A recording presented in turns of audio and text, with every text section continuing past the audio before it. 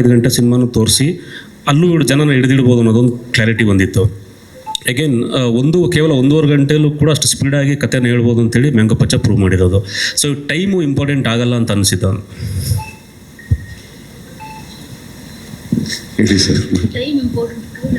ಅದೇ sir, time important ಆಗಲ್ಲ ಅನ್ನೋದನ್ನ ಪ್ರೂವ್ ಆಯ್ತಲ್ಲ ಅನ್ನೋದು ಸರ್. ಈಗ ನನ್ನ ಪ್ರಕಾರ ಪ್ರೂವ್ ಆಯಿತು ಸರ್.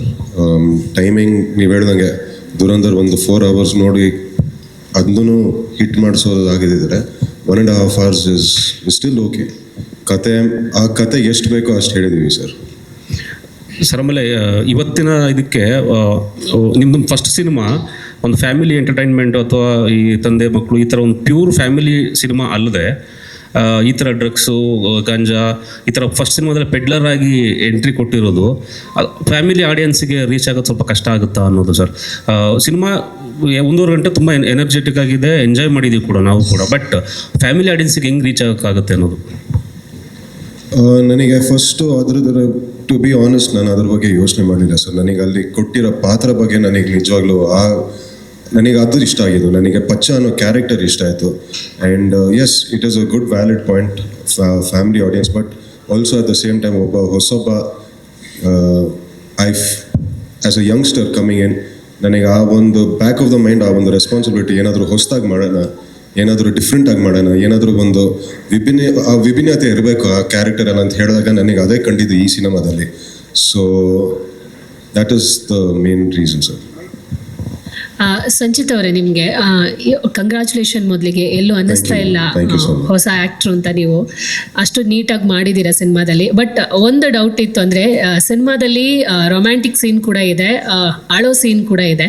ಸೊ ಕ್ಯಾರಿ ಮಾಡೋದು ಯಾವ್ದು ಕಷ್ಟ ಆಯಿತು ನಿಮಗೆ ಅಂತ? ನನಗೆ ಎರಡೂ ತುಂಬ ನ್ಯಾಚುರಲ್ ಆಗಿ ಬಂತು ಮ್ಯಾಮ್. ಈಸಿ ಅನಿಸ್ತಾ? ಈಸಿ ಅಂತ ಅದು ಗೊತ್ತಿಲ್ಲ ನನಗೆ. ಐ ಕಾಂಟ್ ಸೇ ಅಂದರೆ ಇಲ್ಲ ತುಂಬ ಸುಲಭವಾಗಿ ಮಾಡಿದೆ ಅಂತ ನಾನು ಖಂಡಿತವಾಗ್ಲೂ ಹೇಳೋಕ್ಕಾಗಲ್ಲ. ಅದ್ರದ್ದು ಅಷ್ಟೇ ಕಷ್ಟ ಇತ್ತು. ಅಂದರೆ ಆ ಒಂದು ಮೆಂಟಲ್ ಪ್ರಾಸೆಸ್ ಇದೆ ಅದರದೊಂದು ಹಿಂದೆ. ಆ್ಯಂಡ್ ಆ್ಯಸ್ ಎ ನ್ಯೂ ಕಮರ್ ನಾನು ಇನ್ನೂ ಡಿಸ್ಕವರ್ ಮಾಡ್ತಾ ಇದ್ದೀನಿ ಅದು ಹೆಂಗೆ, ಏನು ಎತ್ತ ಸೆಟ್ಟಲ್ಲಿದ್ದಾಗ ಹೆಂಗೆ, ಕ್ಯಾಮ್ರಾ ಮುಂದೆ ಬಂದಾಗ ಹೆಂಗೆ, ಅದ್ರ ಹೆಂಗೆ ಇಮೋಟ್ ಮಾಡಬೇಕಂತ ನಾನು ಇನ್ನೂ ತಿಳ್ಕೊತಾ ಇದ್ದೀನಿ.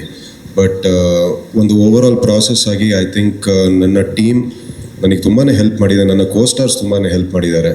ಸೊ ಗೊತ್ತಿಲ್ಲ ನನಗೆ ಆ್ಯಕ್ಚುಲಿ ಆ ಒಂದು 5 ಸೆಕೆಂಡ್ ಆಗಿರ್ಬೋದು, 1 ಮಿನಿಟ್ ಶಾರ್ಟ್ ಆಗಿರ್ಬೋದು, ನನಗೆ ಇವತ್ತು ಕೇಳಿದ್ರೆ ನನಗೆ ನಿಜವಾಗ್ಲೂ ಅಲ್ಲಿ ಏನು ನಡೀತಾ ಅಂತ ನನಗೂ ಗೊತ್ತಿಲ್ಲ, ಹೇಳೋಕ್ಕೂ ಆಗಲ್ಲ. ಅದು ಯಾವತ್ತು ನನಗೆ ಗೊತ್ತಾಗುತ್ತೋ ಅವತ್ತು ನನ್ನ ಆ್ಯಕ್ಟಿಂಗ್ ಮುಗ್ದೋಗುತ್ತೆ ಅನಿಸುತ್ತೆ. And it's nice. ನನಗೆ ಆ ಒಂದು ಬಿಟ್ವೀನ್ ಆ್ಯಕ್ಷನ್ ಆ್ಯಂಡ್ ಕಟ್ ಆ ಒಂದು ಕಳೆದೋಗಿರೋ ಒಂದು ಮನಸ್ಥಿತಿ ಇದೆಯಲ್ಲ, I think it's nice to just be there.